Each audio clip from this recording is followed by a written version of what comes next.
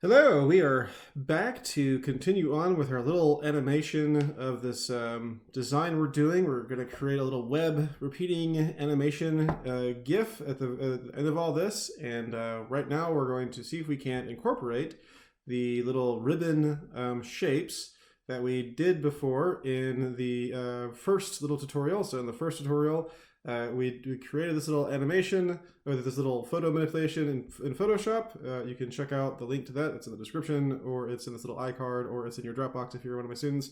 Then we went into After Effects and we created our portrait manipulation animation by taking the little pieces of the face and having them collapse up and down.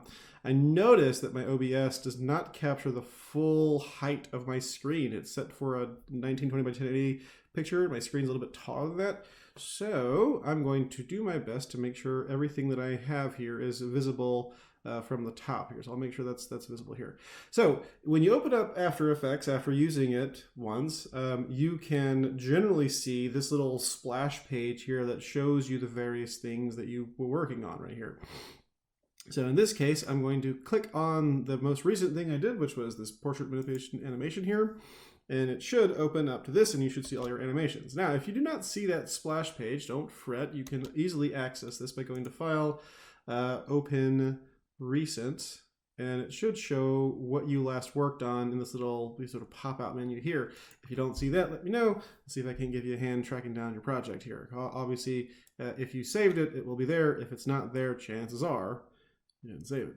Anyways, here we go. Let's take a look at this. So we have our pieces kind of go up, hold for a second, and then go down. Let's navigate our little time scrubber here. I'm actually going to pull this up. So I'm going to hover over here.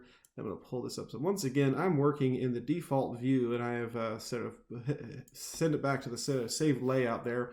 But hopefully you can see all this. I'm going to click somewhere off of here. So I don't want to have anything selected.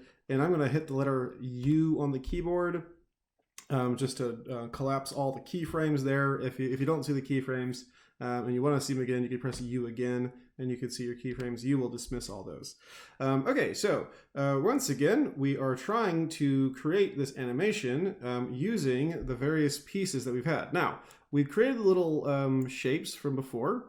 By virtue of the way we imported this using the composition settings, they are all set to the size of the document. So by virtue of having this set to the same height that it was when we designed it in Photoshop, when we drop in these shapes, they should take the same shape as what we originally, they should fit right in. So if you have your time marker, placed somewhere in here, this little playhead here, the time indicator, when you drag down this thing called shape 1, it should, right above the gradient here, it should just pop right in right there. Now, I'm going to go ahead and say in advance that I tried to use the vector shapes that we used in Photoshop to create shapes here in After Effects, but it did not work. It actually kind of like used the put the entire gradient across the entire screen. So that won't work. And then I tried again to right click on this and create a shape layer here, but it wasn't able to create a shape layer, which you can do if you use Illustrator, which we've done in the past. In this class.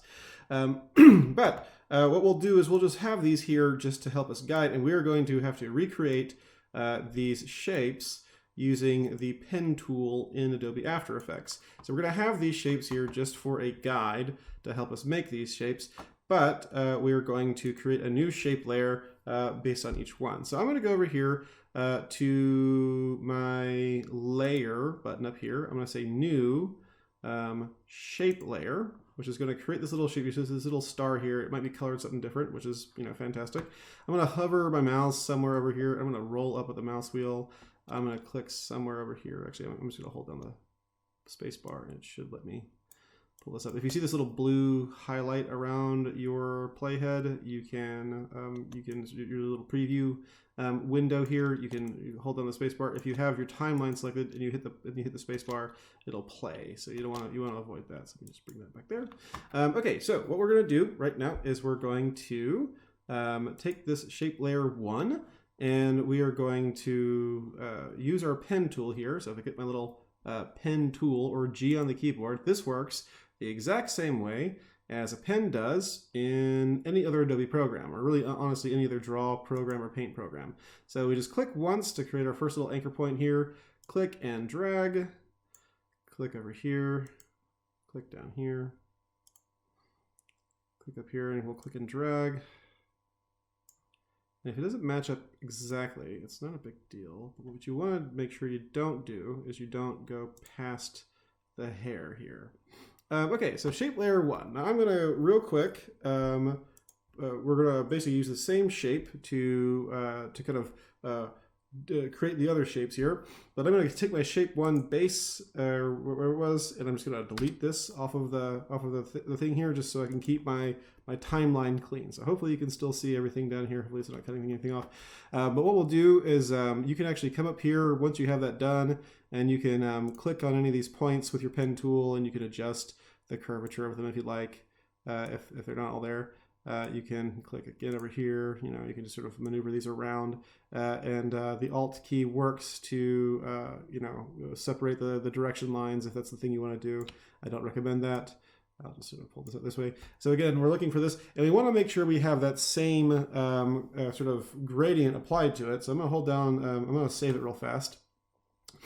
And let's navigate our way over here to the right-hand side and find this little window here that says Effects and Presets. If you do not see this, once again, if I go to Window, Workspace, I'm working in the default view. You should be able to find Effects and Presets right here, and it'll open it up for you. But if I just click on this, it will take a second for this to load up. Maybe it'll go faster on your device, but generally speaking, it takes a second. Okay, so in order to get this little gradient here, we need to create a gradient ramp. So the word we're going to search in this little Effects and Presets window over here is the word ramp, and I'm finding gradient ramp, and I'm just going to drag it over here to shape layer 1, and I'm going to create my gradient here. I'm going to make sure it's a radial ramp, and I'm going to create my gradient here. My dark color will be on the outside. I'll just find that little dark color that I used here. I'll press OK, and then my end color will be the lighter version of this, so I can just sort of sample this right here and bring it up a little bit higher. And then I'm going to make sure that it's centered here. I'm going to click once for my start color and click on the edge, and for my end ramp, I'll click right here in the center, and that should allow us to kind of have this kind of hanging on here. So let me see if I can't double check on this here. Let's see if I can't have it show up a little bit better on this side. Radial ramp. Let's think here. Can I move this a little bit this way?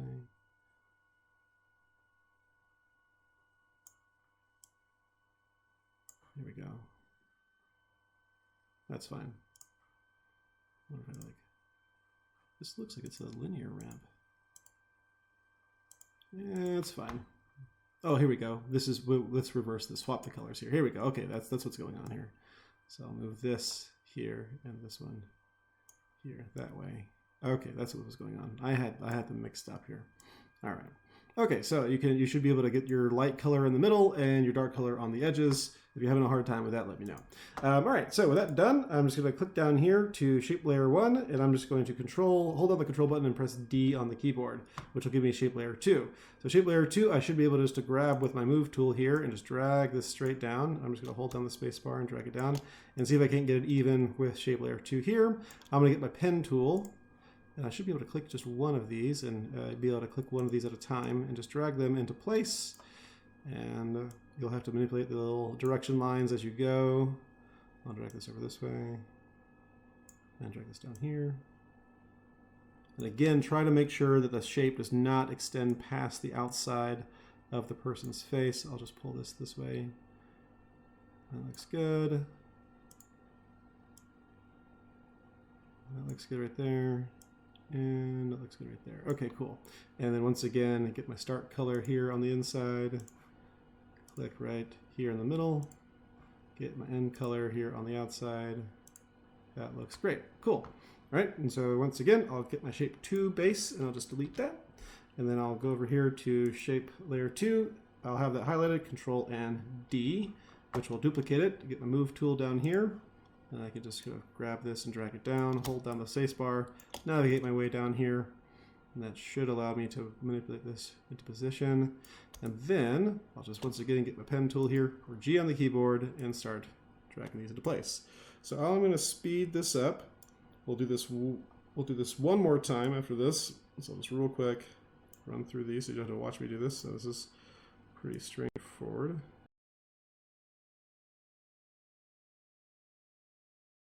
Right here, I'm going to add a new point because this hair kind of goes down and then out. I'm going to add a new point right here by hovering my little pen tool over the path and clicking once. It works the same way in Illustrator.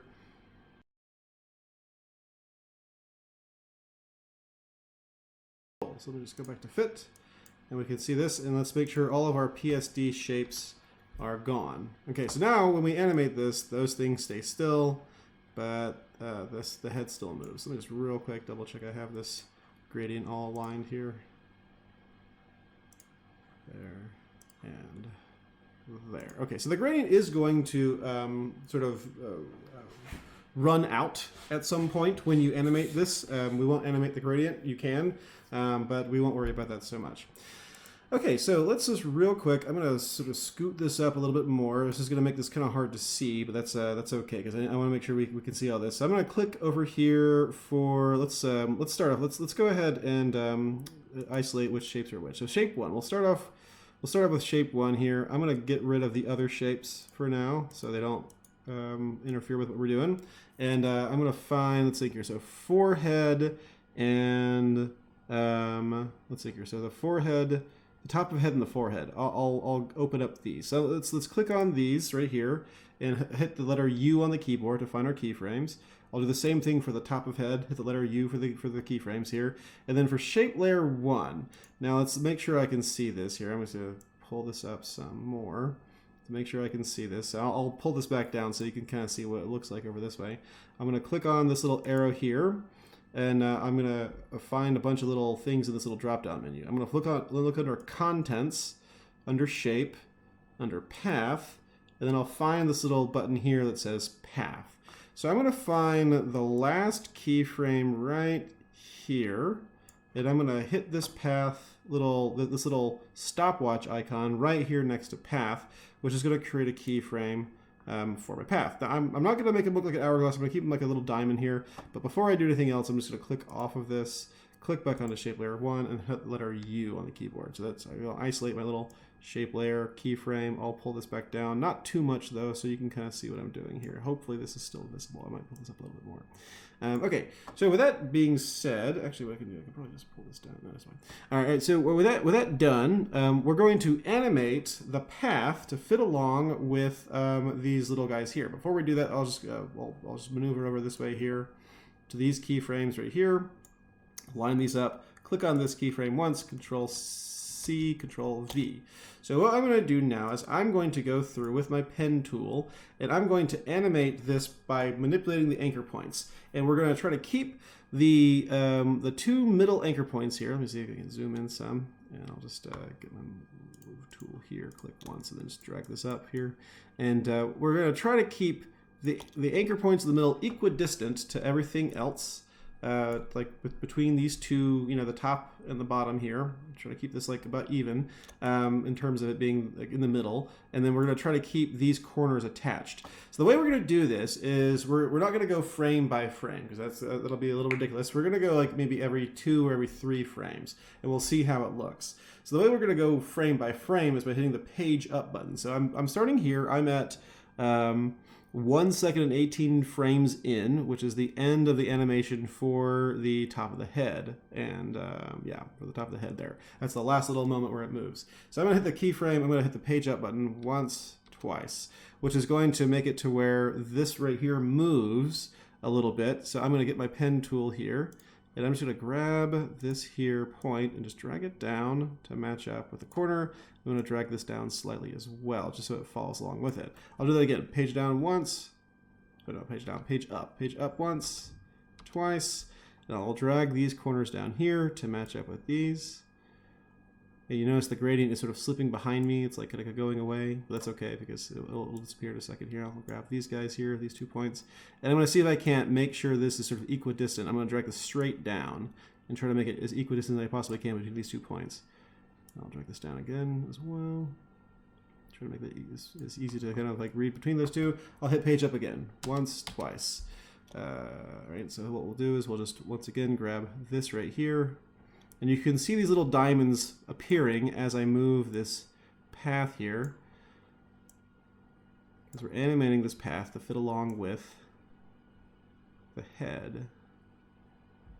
And once again, I'll just drag this to be equidistant between these two, at least vertically speaking. Drag it straight down.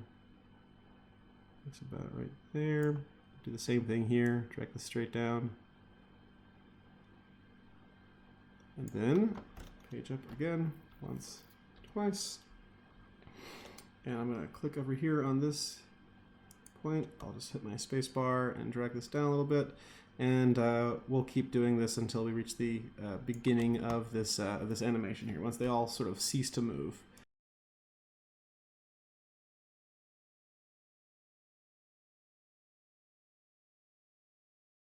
So that's that. I'm going to save this real fast just so I can make sure I don't lose any progress here. Let me zoom out slightly, and we'll see how this looks from here. I'll pull this down. I'll fit this in. I'll just pull this down some, and let's watch it animate here. It might slow down a little bit. Let's see. Look at that. That's kind of cool, right? You can kind of go through that. Like that, right? Now, the thing about this is that there's really no way of duplicating these keyframes between here and there. So we're going to have to do this again, essentially in reverse. So I'm going to speed through this. It's the same concept. So just frame by frame, go down once, twice, right? And then we'll zoom in here, and we can zoom out a little bit. All right. So just to repeat here, because you probably couldn't see the keyframes again. We're over here on this side, and we're animating these keyframes over this way. And I'll just go through and just kind of animate this to fit in, and I'll speed through this real fast.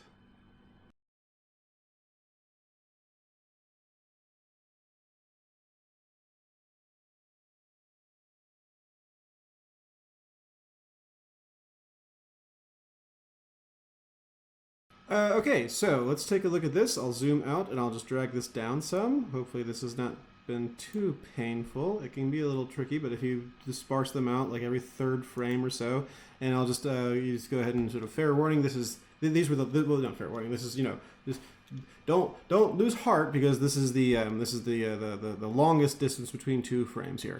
So down and up and down and up. It's pretty smooth. I don't see any places where it goes out of the bounds of the head too egregiously.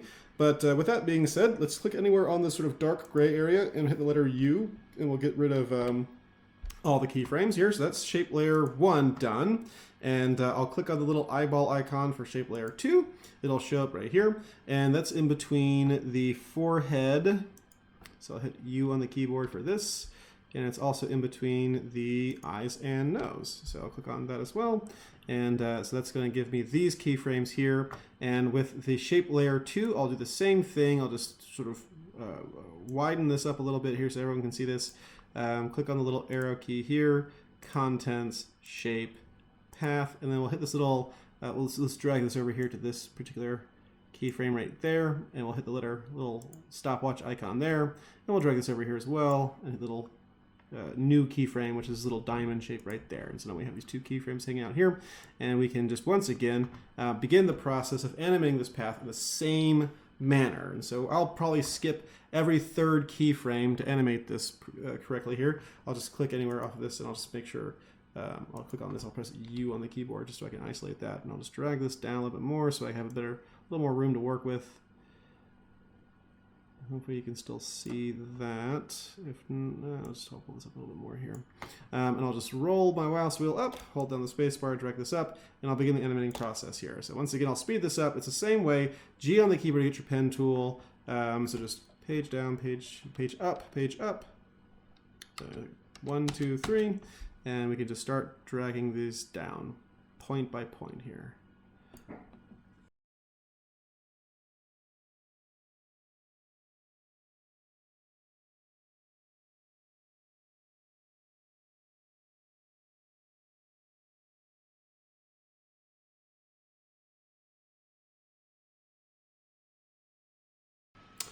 Okay, cool. So we've got this shape here. Let's take a look and see how it looks. I'll drag this back down.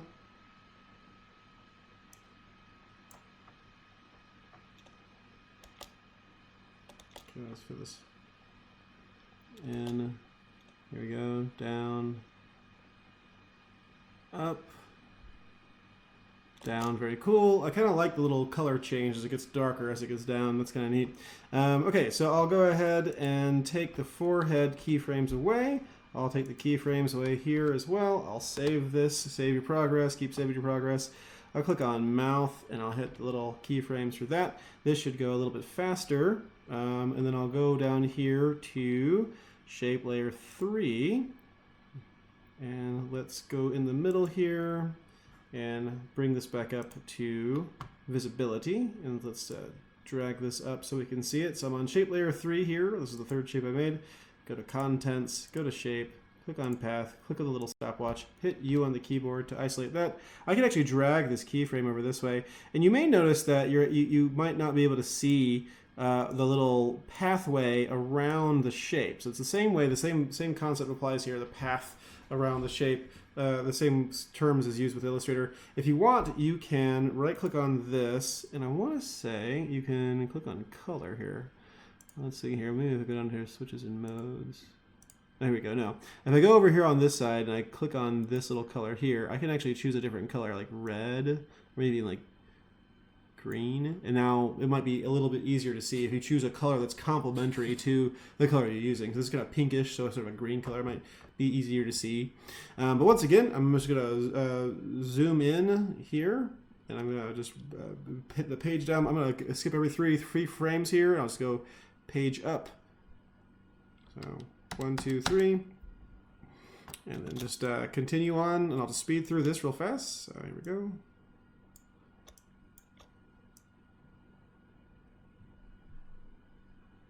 Okay, well in this case, I'm going to add a new keyframe, a little point here, so I can drag this in past the thing here. So I get G on the keyboard, and I'll just drag this in.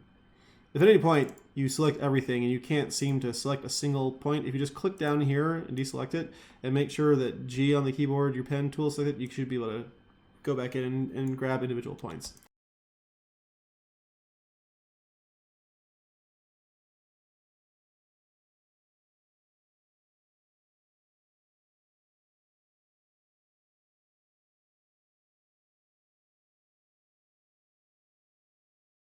All right, cool. Let's take a look and see what we got going on. I'll save it real fast. Let's take a look, see.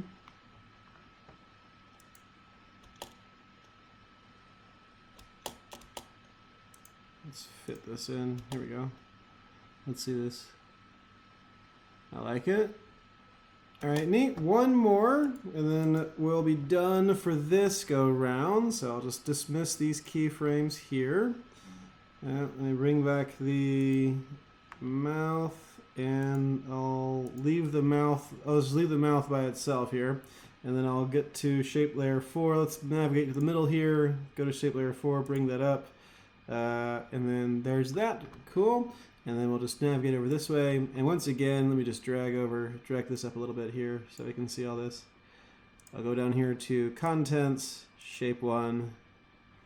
Make sure we can see this here. Path, and then hit the little stopwatch icon on path.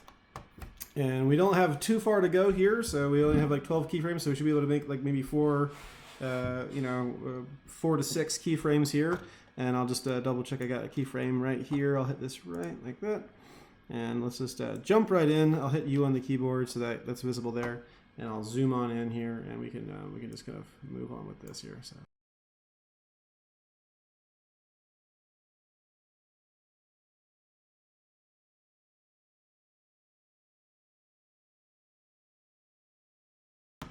Okay, so we should be good to go here. Let me just dismiss all these, and I'll just drag this down so we can see a little bit more about what's going on here. And I'll zoom out. I'll fit this in. I'll just click on fit. And let's see how this looks. So we go up, and we go down, and up, and down. Fantastic. That's very smooth. Okay, so we're going to keep all this separate. We're going to keep all these things separate here. I'm going to save this. Make sure you have this saved in a place where you can easily access it in case it doesn't preview here. And we're going to add some more stuff to it. This is the hardest part. The hard part is over. The rest of the stuff should be pretty fun. Let's go over here to File, Export, and add to Adobe Media Encoder queue. I'll go ahead and cut right there.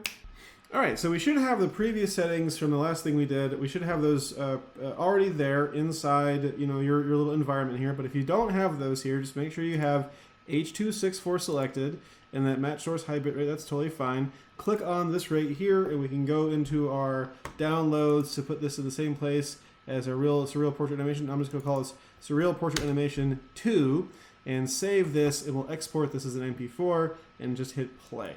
And once that little play button is gone, or that little go button, it's not really play, but it looks like a play button to me, then we can sort of view this and see how this looks. As soon as this gets done, looks pretty good. Fantastic. Click on this. We'll open this up, and this is what we're going to submit. So make sure that you've saved your AE file, your AEP file here, and let's just open this up here. I'll hit it on repeat.